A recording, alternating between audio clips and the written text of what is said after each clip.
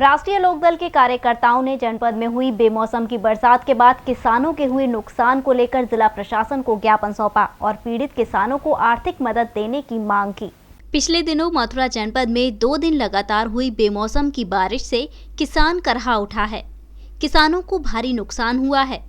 धान, बाजरा आदि की फसल पूरी तरह से चौपट हो गई। वहीं सरसों की बुवाई पर भी पानी फिर गया। किसानों के इसी दर्द को अब विभिन्न राजनीतिक दल मुद्दा बनाकर सरकार को घेरने में लग गए हैं।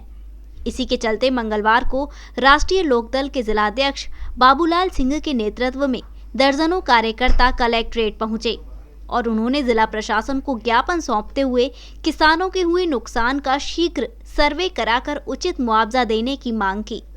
इस संबंध में पार्टी के जिलाध्यक्ष बाबूलाल और प्रदेश सचिव रविंद्र नरवार ने केंद्र और प्रदेश सरकार पर प्रहार करते हुए कहा कि सरकार किसानों के दुख दर्द को नहीं समझ रही है। उन्हें शीघ्र किसानों की आर्थिक मदद करनी चाहिए। हम सब लोग, आप भी देख रहे हैं कि बेमौसम बारिश की वजह से किसान की फसल बिल्कुल चौपट हो चुकी है। धान जो कट गया था वो डूब गया है और जो खड़ा हुआ था वो भी लेट गया, वो भी पानी में डूब गया। तो किसान के पास में आज कुछ भी नहीं बचा। किसान परेशान है, किसान त्रस्त है। किसान को इस समय सहायता की आवश्यकता है। मुआवजे की मांग है कि कम से कम 50,000 रुपये प्रति एकड़ का आंकलित करके मुआवजा दिया जाए और जो किसानों के उसमें जितने भी लोन हैं, चाहे कृषि लोन हो चाहे कृषि लोन हो, वो सब माफ़ किए जाएं। बिजली के बिल जो ट्यूबवेल के हैं वो सब माफ़ किए जाएं इनके।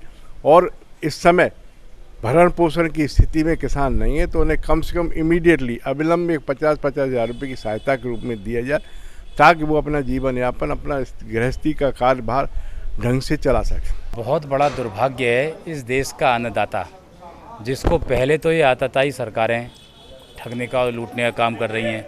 किसान कानून जो ये 3 बिल लेके आए हैं उसके रूप में सैकड़ों किसान बॉर्डरों पे शहादत दे चुके हैं अपने हक की लड़ाई के लिए।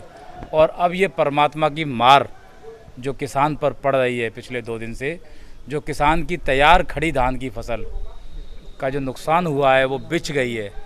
हम लोग भाई किसान के प्रति ये संवेदना रखते हुए, क्योंकि हम लोग भी किसान के बालक हैं, उस अन्नदाता का दिया हुआ अन्न हम खाते हैं और उस अन्नदाता के खून पसीने की कमाई से देश का पेट का पालन पोषण होता है।